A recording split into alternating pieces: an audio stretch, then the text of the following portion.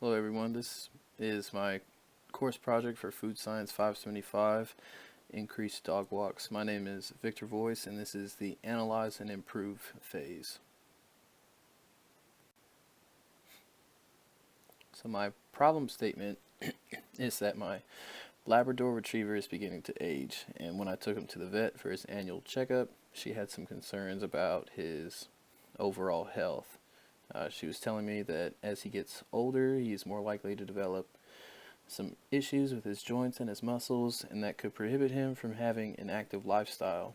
And a way to help reduce some of these issues is to have a more consistent physical activity level for him. So to determine my dog's physical activity level, I decided to measure two variables, and the variables were the amount of time it took us to walk a 1/2 mile distance around our neighborhood and how frequently we attempt to walk this distance. I took these measurements on days that I worked, which consists of 5 days a week. I chose these days because on our other 2 days off, we usually spend time doing a different set of physical activity which could affect his overall activity. It usually varies from going on a hike to swimming in the lake and things of that nature, so I didn't want that to play a factor in his overall physical activity. So what you see on this chart here is some of my initial measurements for the measure phase. We had a frequency about 4 to 5 times each week, and we took this data over a 3-week period. For the values under each day of the week, I converted them into overall minutes. So on Monday, the value for 16.33, instead of being minutes and seconds, it would be 16.33 minutes. Organized on the chart, you can see the overall average for the amount of time it took to walk the 1/2 mile distance around the neighborhood from week 1, week 2, week 3, and then the average of the entire measure phase. As you can see, there's a variation between week 1 and weeks 2 and 3. This could have been caused by the new route that I introduced to the dog. Normally we walk a shorter distance, so there was other things to see on this 1/2 mile length, and he was probably curious as to what all the new areas were.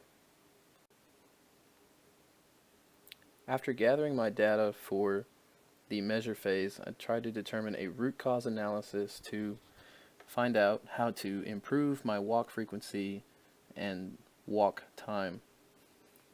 From here I can break it down into some of our main failures, such as distractions, bathroom breaks, weather, the time that we ate dinner, and the time that we actually go on our walk.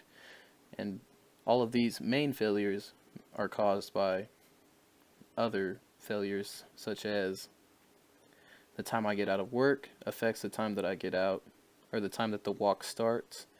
The time that it takes to make dinner and cook and eat also affects the time that we begin. So based off of my root cause analysis, I determined that the amount of time I had after work was the main factor for our walk frequency and as well as our walk time. So the main improvement I chose to implement would be a meal prep for the week to reduce the amount of time I spent cooking dinner and eating dinner. I also chose to do this on one of my days off. That way it did not affect the overall time I spent after work during the week to go on our walks. So I meal prepped on a Sunday, and I cooked the 5 meals for the work week, and I also used this day to go grocery shopping for the rest of the week. On this chart, you can see some of the measurements made after the improvement. So I took a measurement for 4 weeks and with a frequency between 7 to 8 times a week. Some days we walked twice. and other days we walked once. And as you can tell here, there's sometimes two values in a single column. This is a column that we decided to walk twice in that day.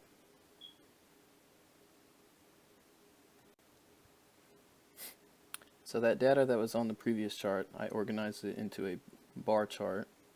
And here you can see the 4 different weeks that we measured and how long each time, average time was for that week. So overall, you can see that the times do not vary very much, and our average time between the measure phase and the improvement phase did not have a significant difference. The difference was only 0.36 minutes. So it looks almost the same as our previous bar chart. Here on this chart, I used a control chart to look at our frequency of dog walks. And based off the improvement, we can see here that the blue line is our weeks after improvement. We have a lot more, and a lot of them are above our control limit. But previously, during the measure phase, the red line you can see there, they were closer to our lower control limit. The range between the measure phase and the improvement phase is still within the same smaller margin. The margin only varied between 4 to 5 and 7 and 8. After analyzing the initial data and completing a root cause analysis, we were able to meet our goal of 10% improvement for the overall frequency of the walks. This goal was exceeded by almost 47%. And then the other goal of decreasing the total time spent for each walk did not seem to vary. I think my overall improvement only affected one aspect of our goal. So in the future, I will continue to implement the improvement of meal prepping for dinner, since we still see the increase that we set out to do after this phase. Now in the next part, I will look at other ways to implement the improvement to reduce the time each walk takes to reach the goal of a 10% decrease. I haven't quite established what improvement I will make to decrease our walk time, but I'm looking at maybe increasing our pace throughout the half mile, or maybe turning the walk into a jog. Alright, thank you for your time. As you can see, we love to take walks in the snow, and hopefully it doesn't get much worse than you see in the picture. Alright.